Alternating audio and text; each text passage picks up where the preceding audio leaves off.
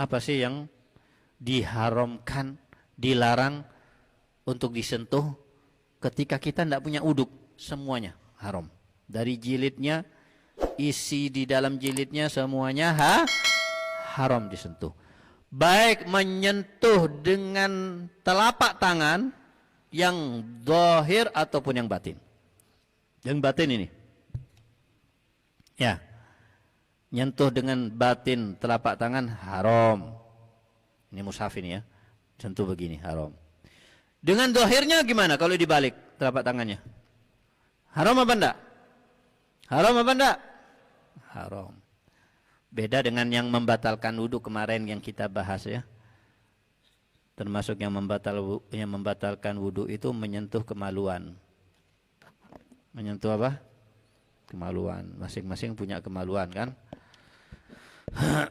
Nah, di situ kan dijelaskan menyentuh kemaluan dengan bagian dalam telapak tangan. Nih, kalau menyentuh kemaluan ini anggaplah kemaluan. Sentuh begini, batal apa enggak? Hah? Enggak. Kenapa? Menyentuhnya dengan bagian luar.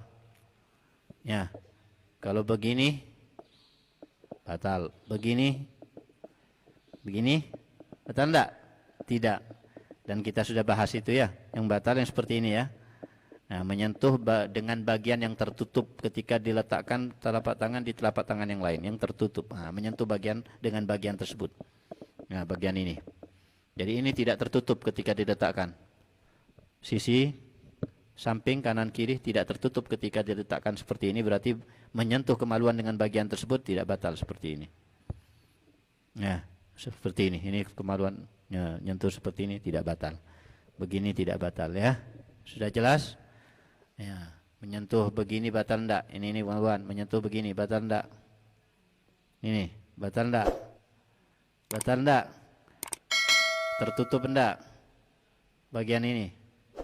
Tidak, berarti menyentuh begini tidak batal. Nah, harus paham. Tip, menyentuh pakai jempol. Ini jempol, batal enggak? Hah? Seperti ini batal juga. Loh Ustaz, kan jempol gini kan enggak tertutup ini. Enggak bisa tertutup ini ya. Berarti nyentuh dengan jempol enggak batal. Oh, batal. Jempol tertutup seperti ini ya. Nah, bukan begini, tapi jempol enggak bisa tutup begini. Susah. Nah, begini. Yang tertutup begini. Oke? Nah, itu harus paham. Nah, itu masalah menyentuh kemaluan membatalkan wudhu dengan bagian dalam daripada telapak tangan. Telapak tangan aja. Menyentuh dengan lengan tidak batal. Tapi kita sekarang bicara menyentuh Al-Quran hukumnya haram dalam keadaan hadas. Ya, menyentuh haram dengan bagian dalam telapak tangan atau bagian luar telapak tangan sama aja. Ini mushaf ini mushaf kita menyentuh begini haram, begini haram. Dengan lengan haram enggak? Lengan, di lengan kita aja kita sentuh Al-Quran dengan lengan kita. Haram enggak? Jawabannya hukumnya haram. Dengan lengan haram. Kalau dengan hidung, anggaplah Ustaz tidak bawa ya ini mushaf, ini di tembok misalnya, Ustaz ya, sentuh al-mushaf dengan hidung. Nyium mushaf, tabarukan. Apa hukumnya menyium mushaf? Sunnah. Kenapa sunnah? Dikiaskan dengan hajar aswad. Hajar aswad suatu yang mulia, sunnah dicium. Maka Quran tentunya lebih mulia daripada hajar aswad, sunnah dicium. Dan itu yang dilakukan oleh sahabat-sahabat Nabi Muhammad SAW. Nah, dicium dengan hidung atau mulut tanpa ludah ya. Jangan pakai ludah. Nah, apa hukumnya pakai ludah? Dosa. Kadang-kadang ada yang menyentuh Quran pakai ludah gini. Buka halaman itu ya. Quran hakim pindah halaman. Enggak bisa-bisa. Karena kurang banyak. Kan ada apa enggak ada? Nggak boleh itu. Enak aja. Quran yang mulia dikasih ludahnya ente. Mending doa ludahnya Nabi Muhammad SAW. Ludah kita ini ludah apa ini? Habis makan petis, jengkol, baca Quran. Hukumnya apa? Dosa, nah boleh. Ludah itu misalnya, kalian anggaplah, kasih gambaran yang jelas. Ya, muka kalian digitukan sama orang gimana? Mau enggak? Ya, lebih mulia mana muka kalian dengan Quran? Quran. Ya, jadi manusia enggak mau digituin, apalagi kitabnya Allah. Apalagi kitabnya Allah, jangan. Ya, enggak boleh meludah. Ya, memberikan ludah atau meludah, menempelkan ludah di Quran ataupun di masjid, tembok masjid, enggak boleh ya. Hati-hati, kadang-kadang ada yang duduk di masjid iseng. Ya, masukkan jari ke hidung, mengeluarkan kotoran, taruh di masjid tembok. Dosa. Ngotori masjid apa hukumnya? Dosa. Makan permen di masjid, bungkusnya dibuang di lantai masjid, dosa. Jangan. Masukkan najis ke dalam masjid, hukumnya dosa. Sandal najis dimasukkan ke dalam masjid, nah boleh. Jangankan jelas-jelas najis. Sampai-sampai ulama mengatakan orang yang istinjanya pakai batu, boleh sah istinja pakai batu?